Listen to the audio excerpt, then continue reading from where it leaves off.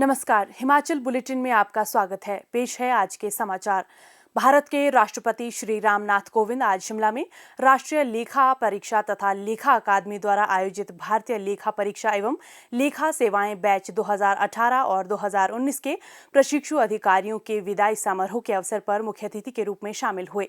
इस अवसर पर संबोधित करते हुए राष्ट्रपति श्री रामनाथ कोविंद ने कहा, It gives me immense pleasure to be here at the valedictory function of officer trainees of Indian Audit and Account Services.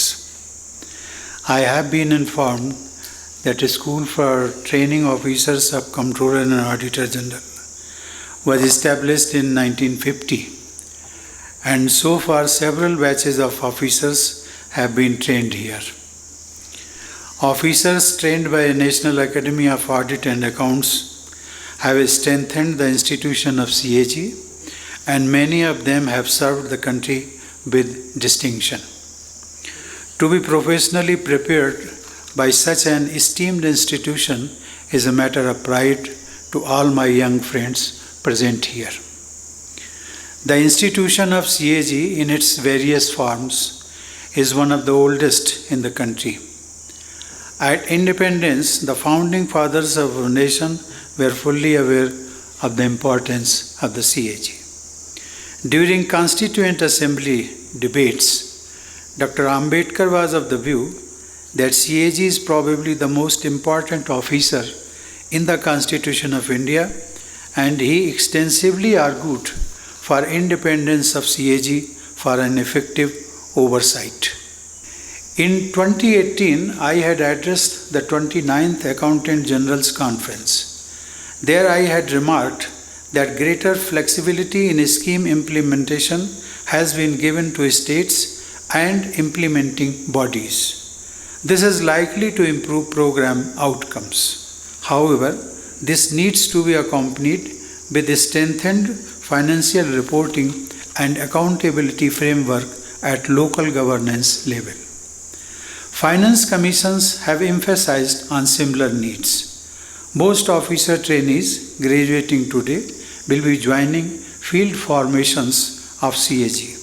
I urge all of you to use skills learned during training for addressing these needs. State governments may be suitably consulted in this.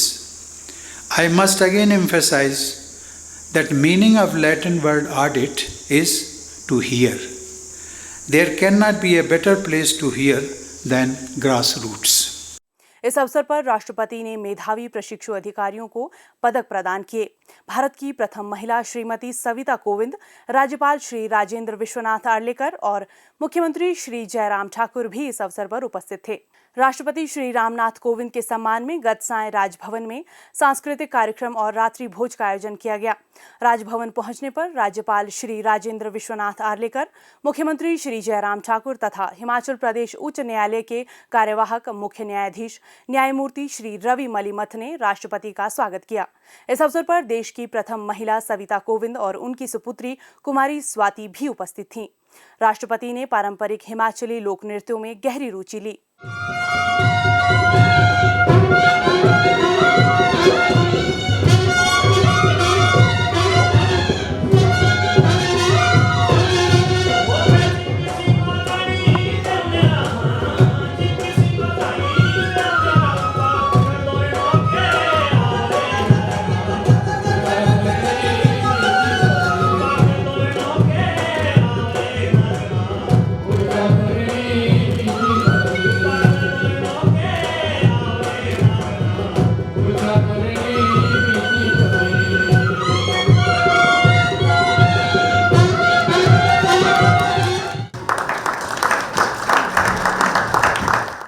मुख्यमंत्री श्री जयराम ठाकुर की अध्यक्षता में आज शिमला में राज्य एकल खिड़की स्वीकृति एवं अनुश्रवण प्राधिकरण की 19वीं बैठक आयोजित की गई।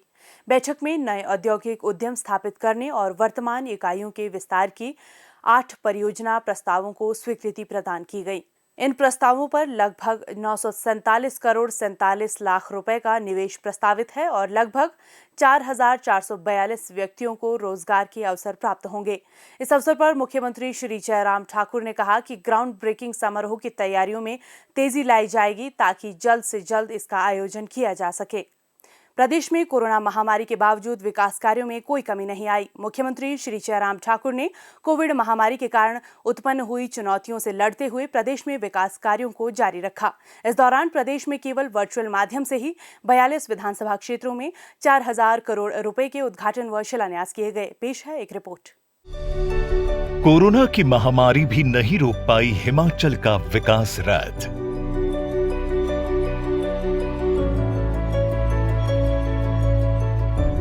कोविड की आपदा से उत्पन्न हुई चुनौतियों से लड़ते हुए मुख्यमंत्री जयराम ठाकुर ने राज्य में विकास की धुन नहीं छोड़ी।